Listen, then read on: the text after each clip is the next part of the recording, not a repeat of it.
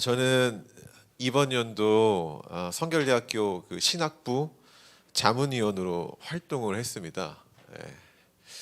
한 주 전에도 그 신학과 전공 역량 검증인가? 그걸 또 이렇게 부탁을 하더라고요. 그래서 이제 자문 요청 파일을 받았고 담당자랑 통화하면서 좀 시간을 내서 저도 이제 답변 메일을 보냈습니다. 저는 이제 학교 내부 사람은 아니죠. 제가 뭐 성결대학교 직원이라든지 뭐 월급을 받는다든지 전혀 관련 없는 외부 사람이기 때문에 좀 바깥에서 안을 바라보는 그런 시각으로 학교 커리큘럼을 무차별 지적했습니다. 이러면 뭐 거의 망한다는 시기로 무차별 지적을 했어요. 그러니까 평가를 한 거죠. 그리고 저는 학교 사람이 아니라 이제 교회라는 현장에 있는 사람이지 않습니까?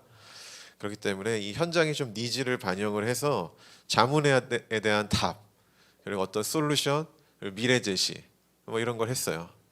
저를 왜 자문위원으로 계속 뽑는 이유는 모르겠어요. 저는 그냥 자문료를 주니까 하는 건데 왜 저를 이렇게 선택하는지 모르겠지만은 제가 거기에 대해서 어떠한 솔루션을 제공할 수 있는 능력을 가진 사람은 아니에요. 근데 그럼에도 제가 그 과정을 이렇게 하면서 학교의 취지를 느낀 게 있어요. 그게 뭐냐면은 이 사람들이 학교의 발전을 위해서 주기적으로 자문을 구하는 그 자세가 굉장히 좋게 여겨졌다라는 거예요. 무슨 의도인지 아시겠습니까? 그러니까 잘하고 못하고를 떠나서 우리 학교의 문제점이 뭔가, 우리가 가고 있는 길이 바른 길인가를 계속 의문을 제시하고 확인하는 그 절차 있잖아요. 그게 저에게는 되게 겸손하게 느껴졌다라는 거예요. 굉장히 오만할 수 있거든요. 우리가 정답이다라고 생각할 수 있기 때문에 그런 사람들은 이런 자문이나 어떤 그 의견을 구하는 일을 잘 하지 않는단 말이에요. 근데 저는 그런 과정을 제가 한 주간 하면서 어떻게 보면은 이게 이제 학교라는 기관이 보여주는 거지만은 우리 그리스도인이 좀 해야 되는 태도 아닌가 싶은 거죠. 나는 잘 살고 있는가? 나는 정도의 길을 가고 있는가? 신앙인의 측면에서도 내가 가지고 있는 신앙이 건강한 건가? 이런 자문을 구하면서 나아가는 것이 우리의 신앙인 거죠. 옆 사람에게 구할 수도 있고 아니면 저와 같이 기능적으로 목회를 활동하고 있는 사람들을 통해서 구하는 것. 근데 대부분 하지 않는다라는 거예요. 네. 자기의 실상이 드러날까봐 하지 않는다라는 거죠. 근데 이제 그 대학교가 모든 걸 저한테 이제 보이는 거잖아요. 우리가 이걸 왜 했고 그 실상을 보여주는 거잖아요. 그게 되게 겸손하게 여겨졌다는 거예요. 잘하고 못하고를 떠나서 인간은 태어나서 죽는 순간까지 늘 묻습니다. 알고 계십니까? 어린 아이는요 눈에 보이는 어떤 이제 사물이 보이잖아요 눈에. 그리고 말이 트이죠. 그러면은 이건 뭐야 지옥이 시작된다고요. 이건 뭐야? 엄마 이건 뭐야? 저희도 이제 곧 그게 시작되겠죠 내년 되면은. 근데 그 뭐야라는 그 의문을 통해서 그리고 그 답을 들으면서 배움을 얻는 거예요. 하나씩 이 세상을. 그러다 시간이 지나죠. 이제 지적 능력이 생기잖아요. 그러면은 보이는 것만 묻는 게 아니라 보이지 않는 것도 물어요. 너의 기분은 어때? 이런 건 사실 보이지 않잖아요. 나는 기분이 어떤가? 내 상태는 어떤가? 뭐 이런 걸 묻는다라는 거죠. 너의 생각은 뭐야? 너의 생각이 보이지 않으니까 좀 보이게 얘기해줘. 이렇게 묻는다라는 거예요. 그 과정을 우리는 지금 거쳤죠. 그러면서 이제 어느 순간부터는 좀 더 성숙해지면 아마 여러분들 때, 나 뭐 먹고 살아야 되지? 난 어떻게 살아야 되는가? 나는 이 땅에 왜 태어난 거야? 이런 인간의 실존을 묻기도 한다라는 거예요. 실존과 현실 사이에서의 어떤 그 막 갈등이잖아요. 이상과 현실 사이에서 이런 갈등 가운데서 우리는 늘 묻는다는 거죠. 그러다가 나이가 들죠. 우리가 아직 나이를 들지 않았지만 나이 든 분한테 여쭤보니까 죽음에 대해서 묻는데요. 죽음에 대해서. 점점 가까워오는 거죠. 죽음이라는 게. 근데 내가 죽어봐서 그 죽음을 묻는 게 아니라 내 주변에 죽음이 점점 많아지니까 그 앞에서 나의 죽음을 묻는다라는 거예요. 죽으면 어떻게 될까? 그러면서 종교를 찾는다든지 어떤 뭔가 이 거대한 그 자연 있잖아요. 그 자연 앞에서 나의 실존을 막 묻는데요. 이처럼 인간은 물음으로 시작해서 물음으로 끝납니다. 다만 물음의 시기 그리고 물음의 내용, 물음의 대상이 다를 뿐이라는 겁니다. 여러분 오늘 하루 아침에 일어나서 누군가에 묻지 않았습니까? 저는 하나님께 물었어요. 주님, 오늘 예배 설교가 자신이 없습니다. 하빈이 때문에 설교를 준비를 못했습니다. 그래서 내가 오늘 잘할 수 있을까 이러면서 그래도 주님은 연약한 자를 사용하시는 분 맞으시죠? 이렇게 묻고 왔거든요. 저는. 여러분은 어떻습니까? 뭐 사람에게든 하나님에게든 오늘 하루 무언가를 좀 묻지 않았습니까? 물음의 대상, 물음의 내용, 물음의 시기만 다를 뿐 우리는 묻는다라는 겁니다. 오늘 본문에는 묻다라는 키워드 속에서 한 인물의 이야기를 보여주고 있습니다. 누굴까요? 성경 읽었잖아요, 그렇죠? 사울입니다. 그의 인생이 묻지 않아서 또는 묻는 대상을 잘못 찾아서 결국 허망한 길로 간다. 이 운명을 보여주는 거예요. 이 마지막 운명을. 물론 그 운명에 대한 현실은 그 다음에 나오지만은 오늘 본 현실대로 되죠. 지금부터 우리는 그 인물의 이야기를 이제 좀 볼 겁니다. 그동안 봐왔던 인물이에요. 보면서 과거의 이야기를 좀 우리가 갖고 와서 묻다라는 키워드 속에 담긴 사울의 인생 속의 그 하나님의 의중, 하나님의 뜻, 그것을 좀 살펴보는 시간이 되기를 바랍니다. 아멘.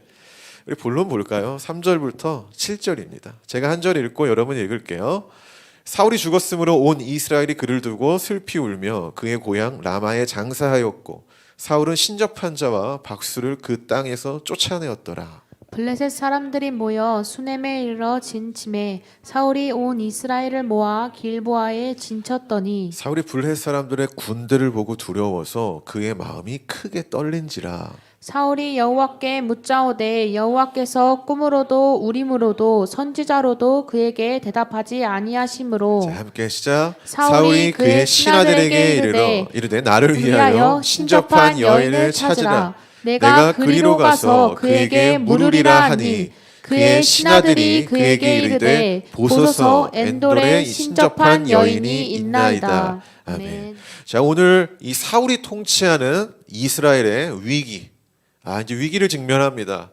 이들이 직면한 위기는 어떤 존재죠? 블레셋이라고 합니다. 해양 민족, 크레타 섬에서 이주했던 외국인들.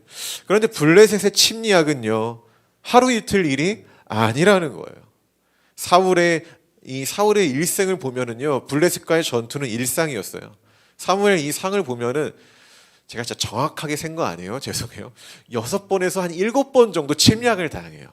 제가 세다가 하빈이가 울어서 에이 이렇게 했는데 대충 맞는데 6번에서 7번 침략해요. 그러니까 못해도 7번 정도는 맞서 싸워봤다라는 거예요. 그러면 이제 알죠. 그 정도 싸우면은 얘네 싸움 패턴이 어떤지, 얘네가 어떻게 쳐들어오는지 기본적으로 알거든요. 근데 그때마다 사울이 늘 맞서 싸웠죠. 그런데 오늘은요, 좀 이상한 모습을 보여요. 이전에 아주 빈번하게 맞서 싸웠던 사울이 똑같은 대상인데 싸우지 못해요. 흔히 말하는 전투불능의 상태가 된다라는 거죠. 뭔가 멘탈이 탈탈 털린 상태가 된다라는 거예요. 저기 몇 절이죠? 네, 5절을 보시면은 그들을 보고 두려워서 이전처럼 맞서 싸울 만한 엄두를 못 냈다라고 성경은 기록한다라는 것입니다. 좀 아이러니하지 않습니까? 약간 6번이나 7번이나 좀 대적해본 존재인데 그때는 자신 있게 잘 싸우다가 오늘은 못 싸웠다고? 여러분 이번 월드컵 보셨습니까? 보신 분? 네, 저는 봤습니다. 경기를 보는 내내 이번 월드컵은 이변의 연속입니다. 그렇죠? 약팀이 올라가고 강팀이 주저앉는 너무너무 재밌는 게임입니다. 되게 쫄깃해요. 이게 웬만한 영화의 스토리 라인보다 더 영화 같아요. 특히 이번에 우리나라가 16강 올라간 거는요. 와, 이거는 전문가들이 9%인가 계산했대요. 퍼센테이지가 9%. 이걸 넘을 수 없다라는 거예요. 여러분 이거 하시는지 모르겠지만은 만약 이거 베팅했으면 하면 안 되는데 상상해 보자는 거. 만약에 베팅했으면 이게 장난 아닌 거라. 그만큼의 엄청난 이변이라는 거예요. 그렇다고 우리만 잘한다고 되는 게임이 절대 아니었다. 그래서 제가 아는 교회 아는 교회 목사님은 너무 기뻐가지고 그 중등부 담당인데 오늘 예배 끝나고 가나 초콜릿 이렇게 돌렸대요. 가나가 이겨줬잖아요. 너무 감사하다라는 거예요. 기가 막힙니다. 근데 이제 우리가 다음에 만나야 될 상대는 브라질이다. 지난 5월 친선 경기에서 5대1로 우리가 대패했습니다. 네이마르한테. 예, 걔네 막 클럽 가고 축구했는데 우리가 졌어요. 그렇죠? 놀이동산 가고 클럽 했는데 우리는 엄청 열심히 했는데 졌다라는 거예요. 근데요. 축구에서 보면은요. 일부러 약팀이지만은 강팀을 만난대요. 그러니까 일부러 매칭을 한다라는 거예요, 감독들이. 왜냐면은 처음에는 두렵지만은 2번, 3번, 4번 붙어 보면은 이 두려움이 감소돼 가지고 제 기량이 나온다라는 거예요, 약팀들도. 이게 뭔지 아시죠? 저는 그렇기 때문에 브라질 한번 우리가 해본 상대 아닙니까? 그래서 첫 번째 두려움보다는 한 번 더 최근에 붙어본 거기 때문에 좀 더 이 두려움이 감소된 상태에서 우리나라가 좋은 모습 보이지 않을까라고 국뽕으로 한번 날려봅니다. 제가 이 얘기를 왜 하냐면은 모든 일이 그래요. 처음임이 되게 두려운 겁니다. 그렇죠? 2번, 3번, 4번 되면 익숙해져 가지고 이 두려움이 감소되는 게 자연의 이치예요. 그렇지 않습니까? 여러분 현장에도 그렇잖아요. 우리 오늘 저 두 친구가 군대에 있었대요. 같이 군대에 있었는데 군대도 그래요. 처음에 두렵지 시간이 지나면 뭐야 별거 아니잖아 이렇게 돼요. 이게 두려움이 감소된다라는 거죠. 경험을 하면 할수록. 저도 똑같아요. 저 설교 이따 얘기할 거지만은 트라우마였거든요. 근데 이게 하면 할수록 이게 감소된다라는 거예요. 직면하면 할수록. 근데 오늘은 어때요? 이 자연스러운 현상에 반대가 되는 거예요. 7번, 6번 직면을 했거든요. 그러면 이 두려움이 점점 감소가 되는데 반대로 극대화됐다라는 거죠. 두려움이 더 커져가지고 이전에는 잘 싸웠는데 오늘은 싸울 엄두조차 못 냈다. 그러니까 복싱으로 따지면 그로기 상태가 됐다라는 거 갑자기. 모든 게 정신이든 육체든. 그럼 우리는 의문을 한번 제기해야 되죠. 아니 이전에는 잘만 싸우다가 다윗 잡으러 갔다가 블레셋 왔다라는 소리에 군사 들고 뛰쳐나간 게 사울 아닙니까? 그랬던 사람이 왜 오늘은 두려워 떨었을까? 똑같은 적인데. 사울이 두려워한 이 이유에 대해서 저는 이렇게 말하고 싶습니다. 지리적 요소 때문이다. 감이 옵니까? 지리적 요소 때문이다. 여러분 최근에 제가 지리의 힘이라는 책 이야기한 적 기억하십니까? 지리의 힘. 유튜브에 보면은 강대국이 될 수밖에 없는 이유를 지리적 요소로 풀어가는 학자가 있어요. 여러분 세계 1위의 강대국이 어느 나라죠? 미국이죠. 2위가 어디입니까? 중국이죠. 근데 중국이 미국을 이길 수 없는 지리적 요소가 있다라는 거예요. 그러니까 미국이 자연적 발생으로 지리적 때문에 자연적 발생으로 커질 수밖에 없는 환경에 있던 거고 중국도 그럴 수밖에 없는 환경인데 미국보다는 지리적 요소가 되게 많은 핸디캡이 있다라는 거예요. 그래서 지금 중국이 이 지리적 힘을 이기기 위해서 가장 많이 투자하는 산업이 있어요. 바로 우주 산업이에요. 지리적으로 한계가 되니까 하늘로 가겠다라는 거예요. 지금 중국이 그래서 미국을 내가 이걸로 이기겠다라고 얘기를 하는 거죠. 지금 문제도요. 이런 지리적 요소로 봐야 돼요. 블레셋이 침략한 장소가 어디입니까? 우리 몇 절에 나오는데 한번 센스 있게 수넴. 그럼 수넴이 어디냐라는 거죠. 수넴은 이스라엘이 이렇게 강원도처럼 길다랗잖아요. 한 중간 위치 있대요. 중간 위치. 교통의 좀 중심지라고 합니다. 근데 중요한 건 뭐냐면은 아까 제가 블레셋이 어디 섬에서 왔다 그랬죠? 크레타 섬에서 왔죠. 근데 이게 약간 설이 두 개인데 뭐 이집트 갔다가 뭐 위로 올라왔다, 뭐 바로 왔다 여러 가지 설이 있습니다. 그쪽 사람이 아니다. 근데 어쨌든 그들은 이 해안가에 있는 사람들이에요. 해안가에 5부족이 이렇게 있는 거죠. 가드 뭐 이렇게. 근데 여기서 수넴이라는 지역까지 가려면 직선 거리로 120km를 가야 돼요. 자, 그러니까 사울의 영토, 이스라엘 영토를 가는 거죠. 근데 뭐 이스라엘은 바보입니까? 적군이 쳐들어오는데 어서 오십시오 하고 대문 열어줬을까요? 아니다라는 거죠.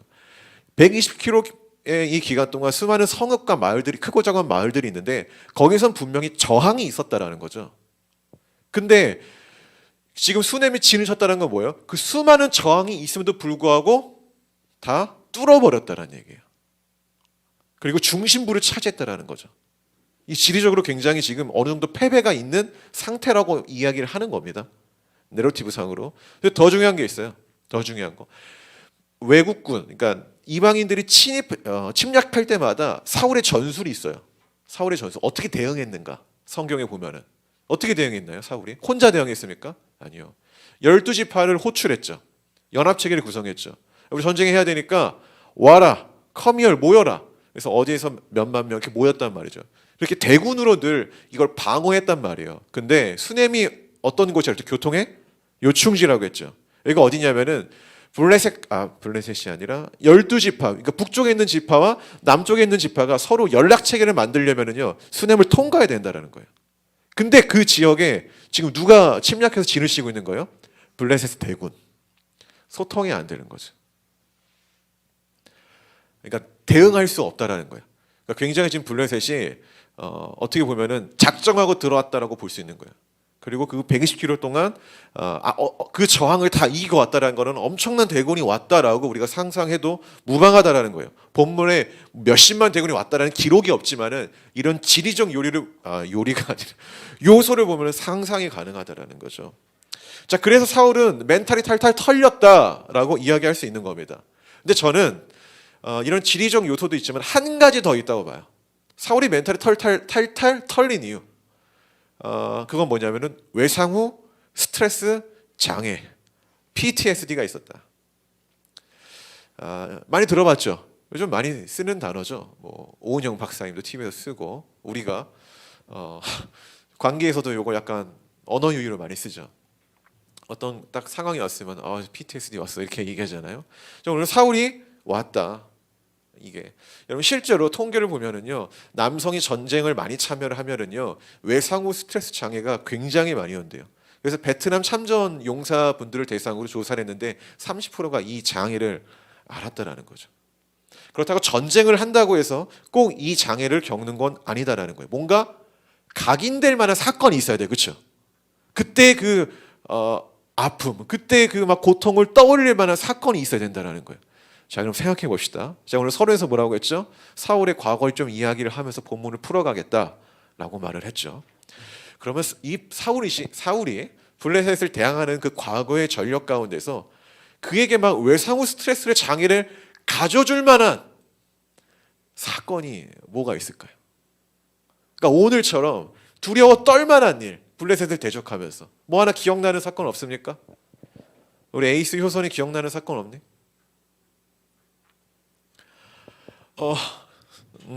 6번에서 7번을 다퉜는데 그전에는 두려웠다는 표현이 없는데 단 한 번 오늘처럼 사울이 정말 두려워가지고 쫄아서 일명 쫄아서 두려워서 장막에 숨어가지고 아무것도 하지 못했던 블레셋과의 전투 내용이 있어요. 골리앗 맞습니다. 골리앗. 이때요 이 사울이요 너무 두려워요. 그 성경에 기술된 걸 보면은요 너무 두려워가지고 왕으로서 이렇게 지도력을 발휘해야 되잖아요. 근데 장막에서 아무것도 못해요. 심지어 골리앗이 엄청난 언행을 하죠. 이스라엘의 하나님 모욕을 합니다. 이게 이제 발끈해야 되는 건데 그 모욕에 그 자리에 모였던 수십만인가 수백만인가 기억이 안 나네. 아무도 반응하지 못한다는 거예요. 그러니까 거룩한 분노를 내야 되는데 아무도. 이 사건이 사울에게는요 굉장한 큰 사건이었어요. 내가 왕이 됐는데 아무것도 할 수 없었던 자기의 무능력이 드러난 사건. 엄청난 이 스트레스가 있을 만한 일인 거죠. 그래도 감사하게도 그때 어떤 인물이 등장합니까? 이새의 아들 다윗이 등장해서 이 사울이 느꼈던 그 공포를 해방시켜줘요. 공포를. 근데 그거는 사울 자신의 능력은 아니었고 타인의 능력으로 해방됐던 거죠. 블레셋이 수넴으로 쳐들어왔어요. 그리고 사울이 그 뭐 건너편에 진을 치면서 정탐을 했죠. 도대체 어떤 애들이 왔는가. 근데 저는 그렇다라는 거예요. 그들을 보면서 그들의 군대의 규모와 어떤 그들의 진을 친 모습을 보면서 과거 자기가 아무것도 할 수 없었던 그때 그 공포가 떠오르지 않았을까. 그래서 이전에는 맞서 싸웠는데 오늘은 그러한 어떤 그 과거에 나를 올감했던 그 기억 때문에 두려워서 아무것도 하지 못했다라고 생각한다라는 거죠. 여러분 혹시 어떤 공포 속에 나를 가두고 나를 막 두렵고 떨게 만드는 사건 또는 그런 존재, 여러분 이런 게 있습니까? 뭐 외상 후 스트레스 장애라고까지 하기는 좀 그렇지만은 우리에게 모두 그런 게 하나씩은 존재한다. 그게 사람일 수도 있죠. 나는 저 사람만 앞에 가면은 아마 과거에 그 생각이 나가지고 내 온전한 나의 기량이 발휘가 안 되는 거예요. 온전한 기량이 발휘 안 돼요. 여러분 사울이 정말 무능력할까요? 전 그렇지 않다고 봐요. 사울은요 남들보다 키도 크고 피지컬이 있었어요. 그리고 사울이 자기 욕망을 추구하기 위해서는 리더십을 발휘했던 사람이에요. 예, 물론 그 리더십의 방향성이 좀 달랐을 뿐인 거죠. 근데 여러분 없냐고요.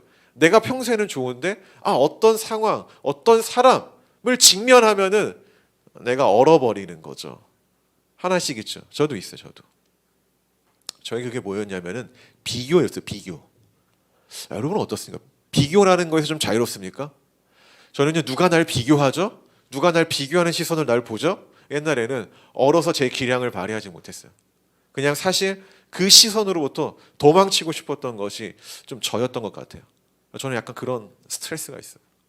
제가 처음 사역할 때 누가 저를 평가하는 거예요. 그래서 그 평가 중에 어떤 이야기가 들렸냐면은 제가 이제 그 당시 전도사였으니까 정전도사는 찬양은 좋은데 설교는 좀 많이 부족하다. 전혀 느낄 수 없죠.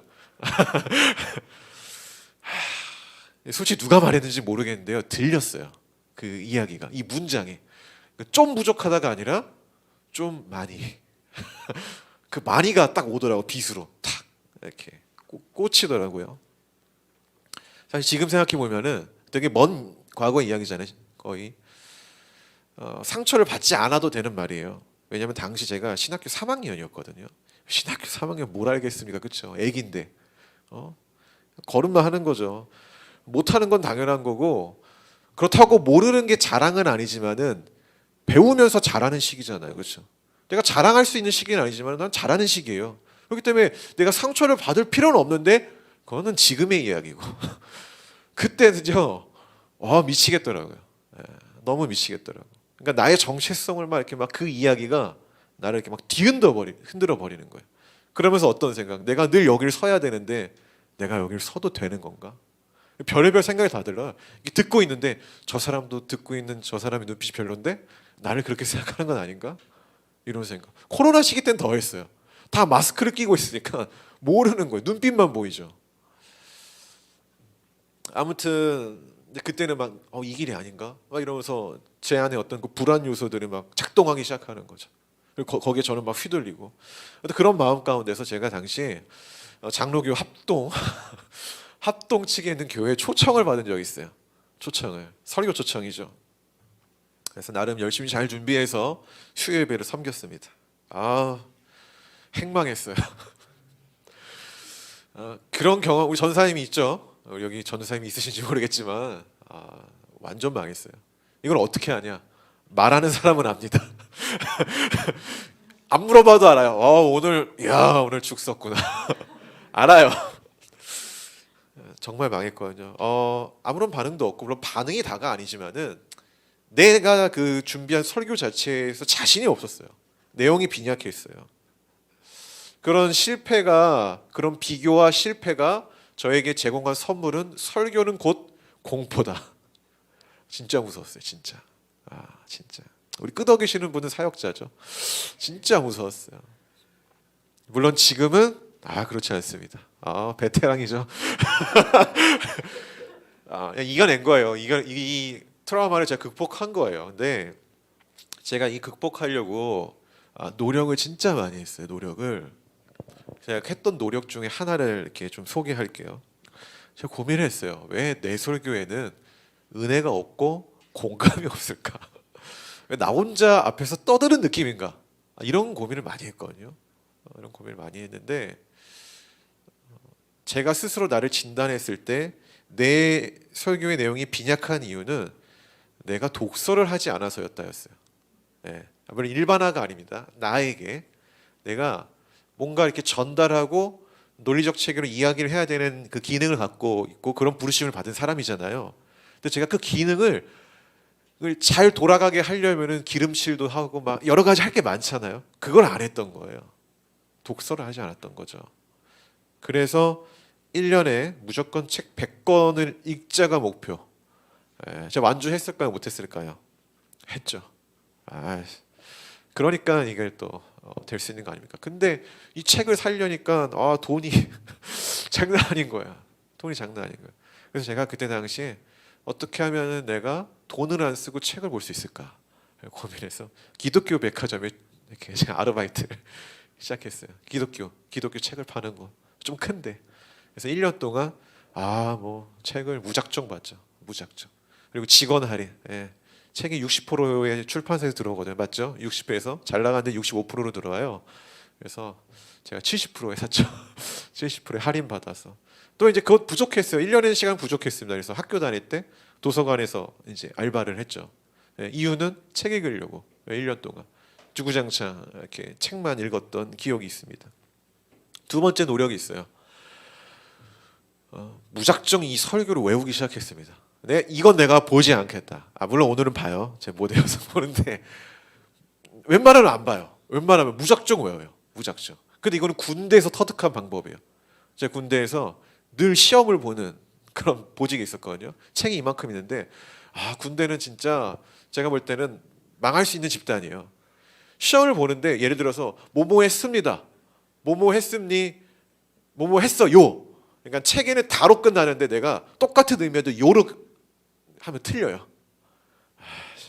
이거는 발전이 없는 단체입니다.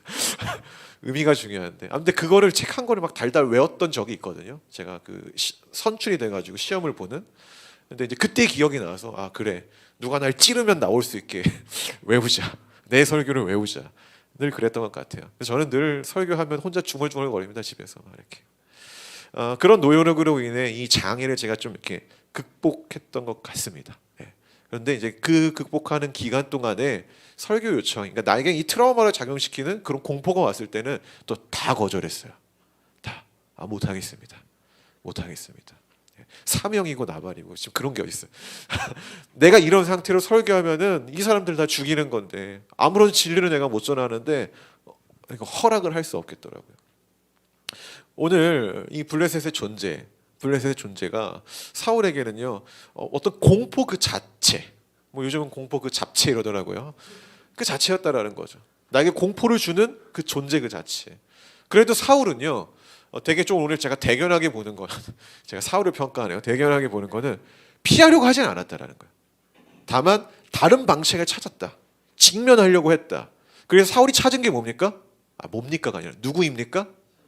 아니죠. 여호와 하나님을 먼저 찾습니다. 네. 신접는 여인을 찾았는데 제가 대견하다고 칭찬하면 안 되겠죠. 목사인데. 여러분 뭐 일이 안 풀리는데 무당 찾아갔다 이래서 제가 그래 잘했어 이렇게 되는 거잖아요. 하나님을 찾아요. 하나님을. 그럼 우리가 이 사울의 과거를 생각해 보시죠. 어떻게 하나님을 찾을 생각을 했을까? 그동안 사울이 하나님 찾는 거 봤습니까? 못 봤잖아요. 그런 거룩한 모습을 보여준 적이 없어요. 사울은. 있더라도 제가 볼 때는 10% 미만? 우리가 16강 올라갈 그 9%의 확률보다 낮았을걸요? 정말? 그럼 왜 찾았을까? 과거 이야기를 봐야 돼요. 그러니까 골리앗이 사울에게는 공포 그 잡채 트라우마였거든요. 근데 그 트라우마를 해방시킬 때 누가 했죠? 다윗이 했죠. 다윗이 그냥 한 게 아니에요.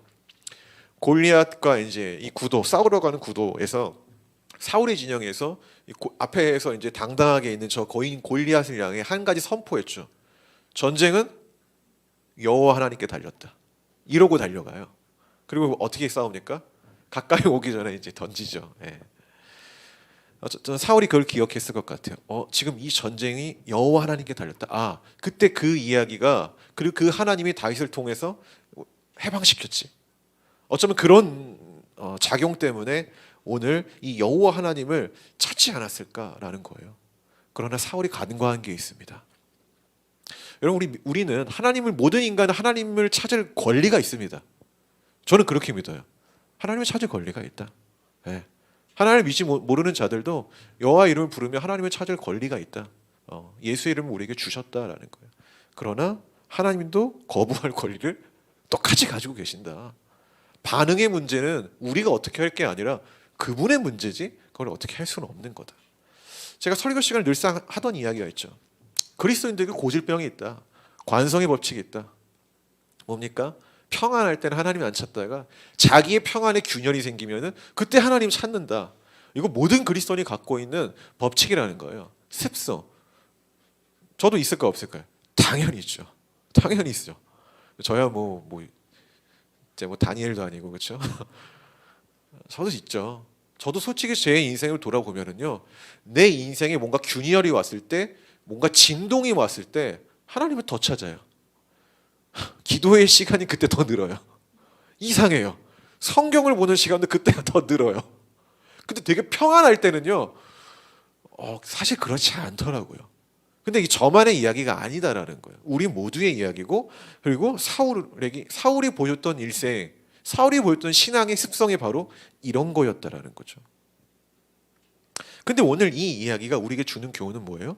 우리가 주님을 찾는다고 주님이 늘 우리에게 반응해 주지는 않는다라는 거죠. 우리도 주님을 찾을 권리지만은 주님이 우리를 거부할 권리도 갖고 계신다라는 거예요. 근데 주님이 그냥 거부하시겠습니까? 이유가 있다라는 거죠. 여기 보면은요, 한번 6절 마지막에 그에게 대답하지 아니했다. 이걸 제가 이제 원어 히브리어를 좀 보니까요, 쳐다보지 않았다는 얘기더라고요. 그러니까 주성이가 옆에 있는 우리 지연 청년에게 이렇게 누나 이러면서 한번 건드려 볼래요? 네.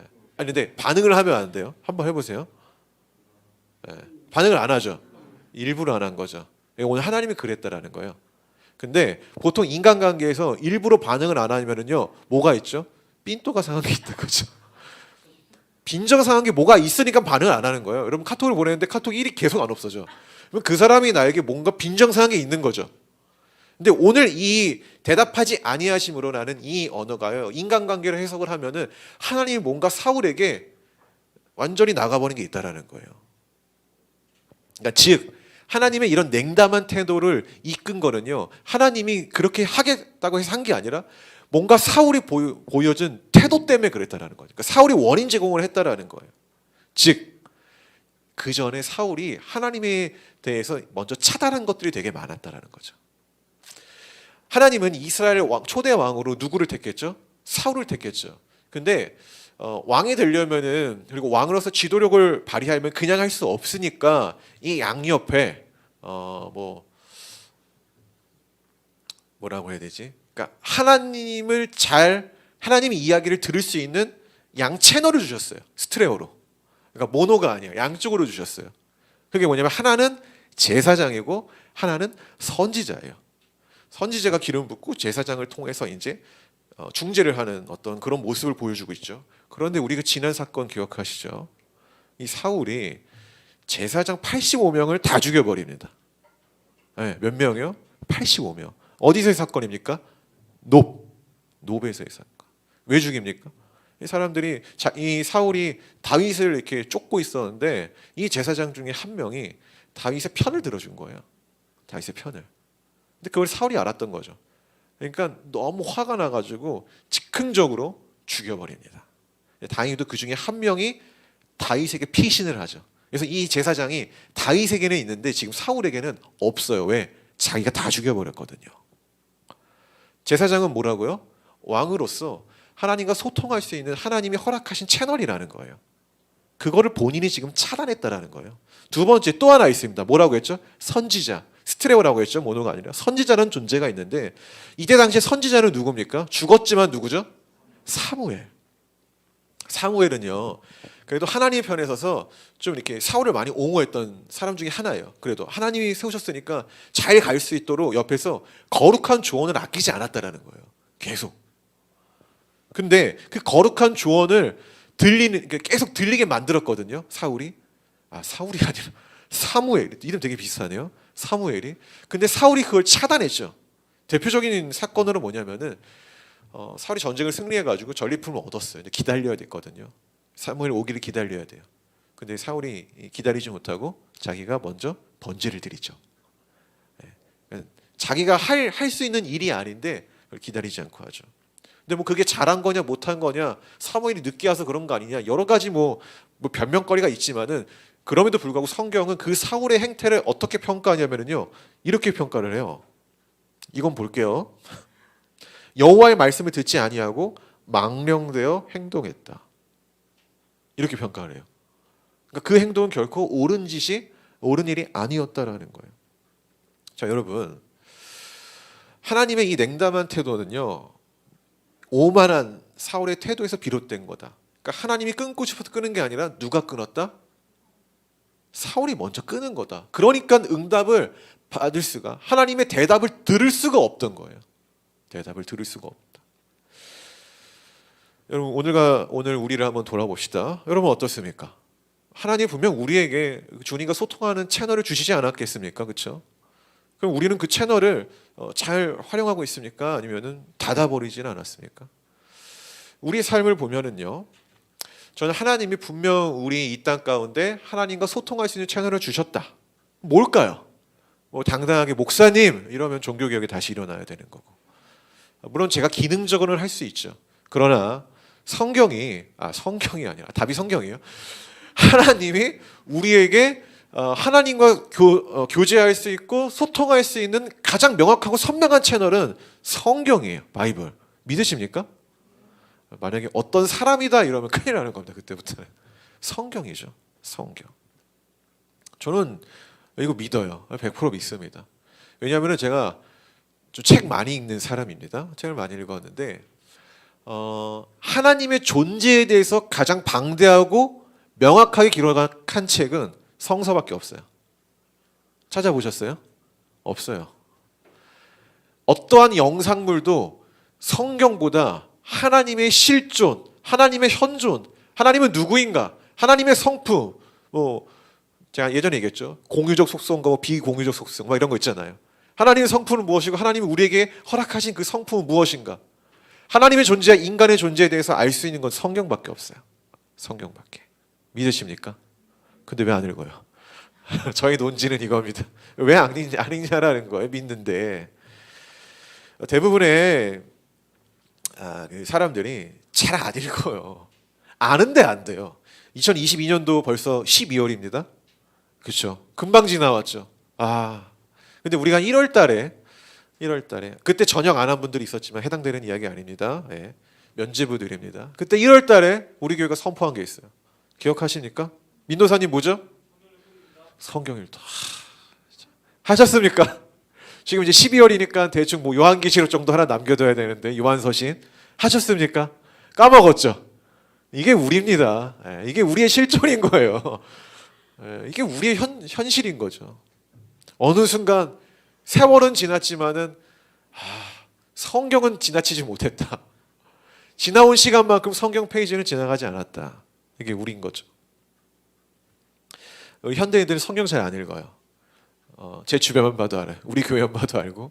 그리고 통계적으로 보면 나옵니다. 미국의 바나그룹이 제가 한번 얘기했죠. 통계를 했는데 믿는 자들 대상, 그것도 교회에서 중직자들, 어느 정도 신앙생활 있는 사람들 대상으로 주일 외에 성경은 얼마나 있습니까?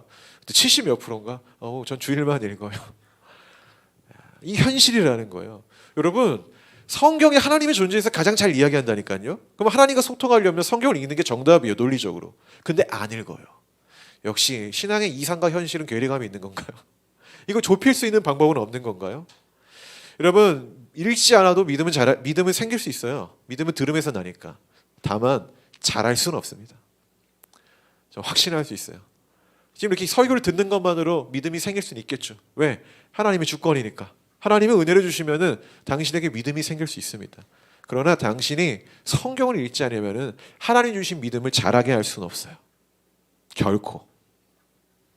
지난주 제가 안건국 목사님과 통화 중에 안 목사님이 희한한 얘기를 하는 거예요. 제가 방금 엄마랑 2시간 동안 토론을 했대요.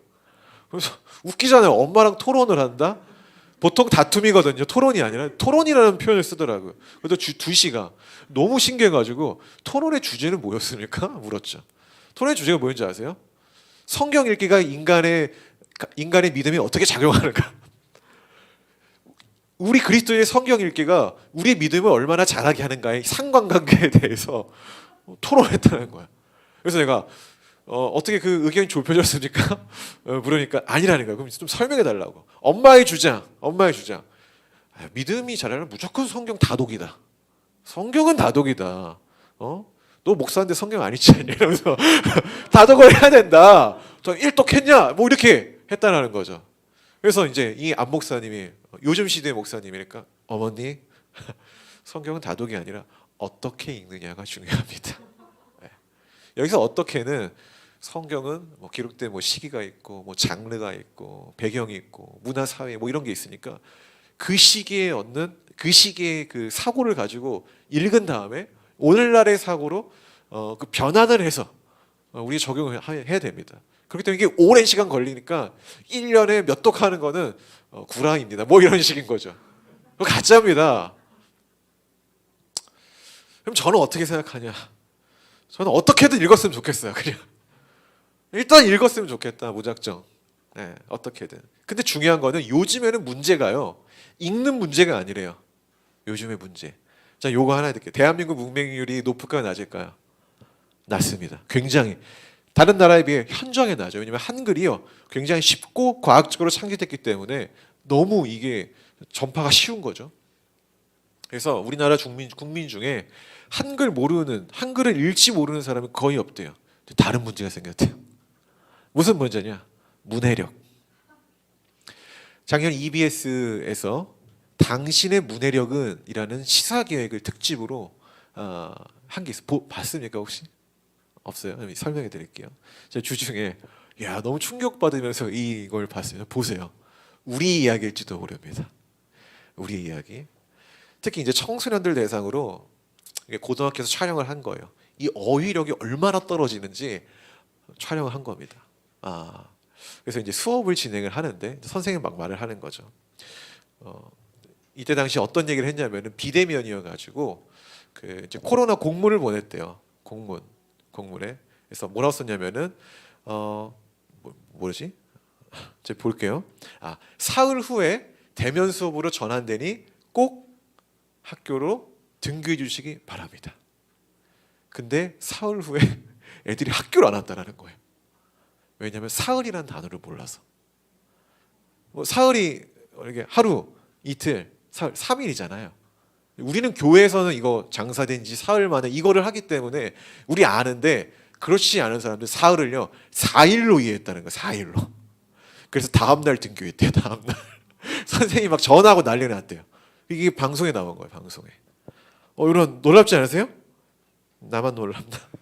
수업 시간 중에 영화 이제 뭔가 문화에 대한 이야기를 컨텐츠에 대한 이야기를 하는 시간인데 기생충을 소개를 하면서 여러분 기생충의 이 가제가 데칼코마니입니다 라고 얘기를 했대요.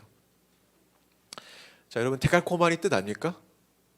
몰라도 돼요. 근데 가제라는 말의 뜻 알아요?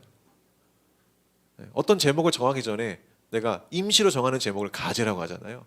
이 학생들이 데칼코마니를 아는데 이 가제의 뜻을 모르는 거예요. 그래서 질문하는 거예요. 선생님 가제가 뭐예요? 그래서 너무 놀라서 너네 가제 몰라? 아는 사람 없어? 옆에서 라프타요 이랬다라는 거예요. 방송에 나와요. 방송에. 놀랍지 않으세요? 아니 갑자기 그 제목에 대한 이야기를 하다가 라프타가 나올 일은 없잖아요. 그러니까 문장 자체를 보면은 놀랐어. 그래서 또 이렇게 영어 수업을 하다가 이제 그 베이비 시스터에 대한 이야기를 해요. 이게 보모잖아요. 보모가 뭐예요? 잘 쓰지 않으니까 모른다라는 거예요. 그리고 위화감이라는 단어도 모른대요. 여러분 그 한국사 공부한 적 있습니까? 저는 설민석 선생님 말고 최태성 선생님 걸 공부했는데 큰별쌤이죠. 기독교인이어서 대성고등학교 선생님이잖아요. 기독교 재단. 그분이 방송에 나와서 얘기를 하는 거예요. 애들 대상으로 삼별초로 얘기하는데 어떤 애가 어디 초등학교라고 질문했다고. 웃기죠. 여러분 이 그 한국사에 보면은 이자겸의 난, 홍경래의 난 이런 사건이 있잖아요. 반란들 질문했대. 그 나는 어떤 꽃이에요? 이게 웃을 일이 아니라 오늘 우리의 일이라고 이 시대의 일이라는 거예요. 지금 이 현상 문해력이 아니지 일단 어휘력이 없어요. 영어 선생님들이 정말 힘든 게 뭐냐면은 영어를 가르치는 게 힘든 게 아니라 이 영어를 한국어로 번역을 하잖아요. 번역을 해서 말해주면 얘들이 이 뜻을 모른다라는 거예요. 심각한 거죠. 여러분 우리 인터넷 세대, 우리 현대인들은 긴 글에 대한 압박도 있습니다. 스왑주의 아시죠? 마우스, 스크롤, 압박주의. 그 스크롤을 많이 내릴 정도로 긴 글이니까 나는 읽지 않는다라는 말이에요. 스왑주의. 사람들이 글이 빽빽하면은요 읽기를 포기한다고요. 그런 적 없습니까? 그런 적 없어요. 읽기를 포기하는 적. 너무 막 빽빽한 거죠. 저는 처음에 신학책 읽을 때 그랬습니다. 포기한 적 있어요. 야 이거는 뭐 내가 읽을 게 아니다. 혹시 우리의 이야기가 아닌지 한번 생각해 보세요. 그래서 요즘 언론사는요 AI 기능으로 모든 신문을 기사를 3줄 안에 쓰는 뭐 이런 방식을 도입한다고 합니다. 근데 이게 단점이 있대요. 이게 짧은 게 명확하고 좋지만은 정확하진 않죠. 그래서 가짜 뉴스를 양성하는 근거가 된다고 한대요. 그러니까 어떤 논리 체계를 전해야 되는데 그 특정 단어만 보고 막 상상의 나래를 펼치면서 양성한다는 거죠. 저는 이러한 이 현상이 우리 현대 우리 청년들이 믿음을 이렇게 자라게 하는데 큰 걸림돌이라고 생각합니다. 여러분 성경을 읽는데 독서 호흡이 길어야 될까요? 짧아야 될까요? 좀 긴 편이죠. 성경은. 그러니까 우리가 지금 보는 성경은 좀 이렇게 나눠져서 내가 끊어서 읽을 수 있지만 아시겠지만 원래는 이게 통이잖아요. 호흡이 좀 길어야 돼요. 그래서 좀 어느 정도 독서가 좀 훈련이 돼야 오독하지 않을 가능성이 크고 오독을 하지 않으면 하나님을 오해하지 않습니다. 우리가 보통 오해하는 경우는요, 오독을 해서 그런 경우예요. 사람을 잘못 읽었다든지 글을 잘못 읽으면은요 오해가 발생이 되죠. 성경도 똑같습니다. 그 읽는 훈련이 안 되면은요 하나님의 존재를 막 오해하게 되고 자기만의 어떤 상상의 하나님을 막 그리게 되는 거죠. 우리 교회가 큐티를 굉장히 강조하잖아요. 근데 저는 큐티만을 강조하진 않죠. 큐티 후에 뭘 해야 된다? 글을 써야 된다. 글을 써야 된다. 실제로 이 문해력을 기르는 과정 중에 하나가 글 쓰는 겁니다. 글 쓰는 거. 내가 글을 써봐요. 써봐요가 아니라 써봐야 남의 글이 어떤 의미인지를 파악하기 쉽다라는 거예요. 왜냐하면 글에는 뭐가 있다? 문학이라는 장치가 있고 그리고 또 뭐 언어 요인이 이따 얘기하죠. 워드 플레이도 있고 또 글에는 논리 체계가 담겨져 있다. 뭐 은유, 비유, 뭐 이런 것들. 그러니까 이런 것들 내가 써봐야 이게 이런 걸 은유해서 지금 얘기하는 거구나. 이런 걸 우리가 직감적으로 알 수 있다라는 것이죠. 아무튼 여기 더 말할 내용이 많은데요. 대충 이해했으니까. 그럼 여러분 어떻게 해야 된다? 하나님과 소통할 수 있는 채널은 뭐다? 성경이다. 근데 성경은 읽는 거다. 내가 성경 읽기가 어렵다면은 내가 읽을 수 있는 내공을 기르시는 훈련을 하셔야 된다는 거예요. 그런데 성경은 하나님 주신 선물, 하나님이 우리에게 자신과 소통할 수 있는 가장 명확한 채널인데 그 채널을 닫아버린 거는 성경 읽기를 포기한다는 것, 사울이 하나님과 소통할 수 있는 채널인 제사장들을 다 죽이는 일과 다를 바 없다라는 거예요. 현대적 적용을 하면은 죽이는 인생을 살겠습니까? 아니면 하나님을 만나서 내 영혼을 살리시겠습니까? 전자라면은 오늘 사울의 이야기가 나의 이야기라면은 빠른 돌이킴 권면드립니다. 할렐루야. 자, 사울이 하나님께 아무리 물어도 대답을 들을 수가 없어요. 자기가 채널을 닫아놓고 하나님 탓을 하죠. 그래서 물음의 대상을 바꿉니다. 여기서 이제 누굴 찾아갑니까? 신접한 여인. 지금 시간이 좀 지나서요. 이거 읽으면은 시간 많이 지나니까 그냥 하겠습니다. 먼저 사울이 이 여인을 찾아가기 전에 했던 행동이 있습니다. 옷을 바꿔 있습니다. 우리 이걸 변장이라고 하죠. 왜냐하면은 지리적 요소 때문에 그래요. 지리적 요소. 여기가 수넴, 아까 블레셋이 진을 치고 있는 장소. 그러면 이 신접한 여인이 있는 장소가 어디라고 나오죠? 엔돌. 여기 위에 있는 곳입니다. 우회해서 가기에는 요단강 건꽃 막이 복잡해요. 여기 지나쳐야 돼요. 변장하는 거죠. 안 걸리려고. 야, 그럴 용기 있으면 차라리 블레셋 적진에 밤에 침투해가지고 적장 모가지를 따죠. 다윗처럼. 그럴 용기는 없고 거기를 지나가기 때문에. 두 번째 이유가 있습니다. 우리가 3절을 읽었는데 3절이 배경이 되죠. 사무엘이 죽고 나서 그리고 사울이 어떤 행동을 했다라고 나와요. 그렇죠? 신접한 자와 박수를 그 땅에서 쫓아냈다. 성공했으니까 성공하지 못했습니까? 성공하지 못했죠. 여전히 그 땅에 누가 있다? 신접한 여인이 있었다. 내가 볼 때 이거 사울이 약간 쇼한 것 같다라는 생각이 좀 들어요. 진실이 아니었다라는 거죠. 여전히 그 땅에는 누가 있었다? 신접한 여인이 있었고 신하들 푸니까 이런 사람 찾는데 금방 찾더라. 이 나름대로 사울이 이스라엘 하나님 입장에서 뭔가 종교 개혁을 하려고 했던 모습이 보였지만 실상은 아니었다라는 거예요. 그리고 어쨌든 했잖아요. 자기가 쫓아냈는데 자기가 쫓아낸 자를 찾아가서 뭐 좀 묻겠다고 찾아가는 이 모습 얼마나 처량합니까? 백성한테 들키면은 안 되겠죠. 그래서 변장을 합니다. 그리고 이 여인을 찾은 이유, 그 이유가 쭉 읽어보면 뭡니까? 사무엘. 그러니까 자기가 그 채널을 차단했던 그 죽은 사무엘의 영혼을 다시 불러 일으켜서 그리고 이 상황에 대해서 묻기 위한 방도로 찾아갔다라는 거예요. 이 내용에 되게 어려운 부분이 있습니다. 어려운 부분 뭐냐면은 죽은 사람의 영혼을 정말 불러일으킬 수 있는가의 문제. 있는가의 문제. 이거 약간 악령 뭐 이런 거 있잖아요. 뭐 이런 문제. 그리고 그게 진짜 하더라도 하나님의 사람인 사무엘을 이런 우상이 부를 수 있을까의 문제. 거두절미하고 제가 얘기하면은 이건 사무엘이 아니다라는 거예요. 악령이다. 근데 설명 안 하겠습니다. 너무 길어요. 왜냐면 논리적으로 말이 안 된다. 근데 이 말이 안 되는 상황을 통해서 하나님은 이 사무엘에게 이야기를 하는 거죠. 넌 이제 인생 끝났다라는 것을. 물론 이 초자연적인 거를 이렇게 뭔가 설명하기가 좀 어려운데 이런 것들은 나중에 저희 하이라이트 성경 시간에 그때 제가 다룰게요. 자, 이런 난해한 문제들을 넘어서 오늘 본문이 시사하는 바가 있다. 그건 사울은 하나님의 침묵을 유발시키는 삶을 살았고 그로 인하여 하나님은 위기의 순간에 응답하지 않았다. 정확히 말해서 응답하지 않은 게 아니라 응답할 수 있는 채널을 사울이 스스로 끊었기 때문에 전혀 이게 될 수가 없었다. 자, 그랬더니 사울은 하나님이 가장 가증스러워하는 방식으로 위기에서 벗어날 수 있는 방법을 물었다라는 겁니다. 즉, 물음의 대상, 물음의 방식, 물음의 시기 다 빗나갔다라는 거예요. 그리고 성경은요, 이 사울의 일생을 통해 우리에게 조금 더 큰 메시지, 메타포라고 하죠. 이걸 전합니다. 성경에는 어떤 기법이 있냐면은 워드플레이라는 기법이 있어요. 워드플레이. 특히 성경이 자주 쓰는 워드플레이는 어떤 인물의 이름을 통해서 이 상황을 설명하는 거예요. 이게 자주 등장하는데 이 사울의 이름의 뜻이 뭔지 아십니까? 우리가 이제 설교를 많이 들었으니까 통밥이 있어야 되죠. 사울의 이름의 뜻이 뭘까요? 오늘의 뭔가 이 키워드와 관련이 있지 않겠습니까? 뭘까요? 묻다라는 뜻입니다. 묻다. 묻다라는 샤알이라는 이 히브리어에서 파생된 단어예요. 그러니까 언어유예요. 이 사울, 샤알, 묻다. 잘 보십시오. 하나님이 초대 이스라엘의 왕으로 묻다라는 이름을 가진 사울을 택했다. 자, 근데 이 왕이 등장하게 된 배경이 뭐냐면 사사기잖아요. 묻지 않아요, 사람들, 백성들이.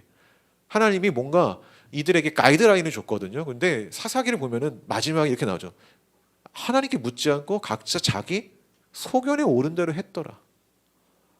그래서 이거에 대한 대안으로 물론 이 사람들이 왕을 요구했지만 그래서 묻다라는 의미를 가진 사울을 택한 겁니다. 이거 워드플레이가 있는 거예요. 그 말은 뭐예요? 이스라엘이 거대한 이 국가의 운명이요, 묻는 거에서 판가는 난다라는 거예요. 묻는 거, 하나님께 묻는 거. 이스라엘은요, 역사상 이스라엘은 위기 때마다 묻긴 했어요. 다만 주변의 강대국을 찾아 조공을 바치면서 우리가 어떻게 해야 평안을 얻을 수 있습니까? 물었죠. 아수르를 찾고 애굽을 찾고 바벨론을 찾고 그들은 늘 강대국을 찾았습니다. 그리고 물었어요. 우리가 어떻게 해야 됩니까? 물을 때마다 답변이 돌아온 답변. 우리에게 세금을 많이 내. 그럼 내가 너희들은 좀 보장해 줄게. 이 역사가 이스라엘 역사 아닙니까? 나중에 프톨레미아 왕조, 셀루쿠스 왕조, 얘네가 이 이스라엘이라는 국가가 그 폭풍 같은 전쟁사 가운데서 살아난 방도가 이거 아닙니까? 묻는 거죠. 강대국을 찾아가서 조아리면서. 하나 더 있습니다. 영적으로. 영적으로 또 뭐였죠? 이방 신전을 찾아갑니다. 제물을 바치면서 묻습니다. 우리의 평화를 기원합니다. 뭐 이렇게 묻는 거죠. 그 결과 이스라엘은 망했고 쪼개졌고 포로가 됐죠. 그들은 이 사울이 보여주는 이 사울이라는 개인이 보여준 이 타락 프로세스는요, 이스라엘 전체 역사를 반영한다라는 거예요. 이스라엘도 이 사울이 보여줬던 이 패턴을 그대로 감으로 결국에는 타락의 길을 갔다라는 거죠. 물음의 대상을 잘못 찾았기 때문에 오늘날 우리도 똑같다라고 저는 생각해 봅니다. 묻지 않음이 신앙적으로 그렇게 큰 문제일까? 전 문제라고 생각합니다. 물음의 근원이 뭡니까? 답을 찾기 위함이죠. 나는 답을 찾으려고 묻는 거예요. 그렇지 않습니까? 근데 묻지 않는 사람은 뭐예요? 답이 필요 없다는 얘기죠. 그리고 이 행위는요, 이게 수반돼야 돼요. 내가 내린 답을 바꾸겠다는 의지. 그러니까 내가 어떤 인생의 답이 있어요. 내가 살아가는데. 근데 이거 좀 더 묻고 싶어. 그래서 어떤 나보다 좀 더 성공한 사람, 그리고 나보다 그 길을 먼저 간 사람을 찾아가요. 근데 여기에는 반드시 수반될 게 뭐예요? 나보다 먼저 경험한 사람이니까 나보다 더 뛰어나다고 우리가 판단을 해야 되잖아요. 그 사람이 내가 말하는 것과 정반대의 것을 말한다면 나는 그것을 수반할 의지가 있어야 돼요. 이게 물음의 근원입니다. 이 마음이 없이 묻는 건 뭐예요? 지지를 받기 원하는 거죠. 지지를 받기 원해서 묻는 거라 내가 좀 바꿔보겠다라는 어떤 물음의 근원을 가지고 이 자세를 가지고 묻는 건 전혀 다른 거죠.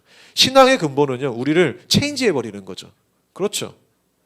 우리에게 변화를 요구하는 거죠. 믿음 대상의 변화를 요구하는 거고 우리가 살아가는 삶의 가치의 체인지를 요구하죠. 그러니까 우리가 신앙을 찾을 때는요, 내가 바뀌겠다라는 의지, 그러니까 내가 인생에 정해놓은 답이 아니다라면은 그것을 내가 수정하겠다라는 그런 의지가 수반되어야 된다라는 거예요. 그렇기 때문에 이 신앙은요, 물음이에요. 물음입니다. 물음.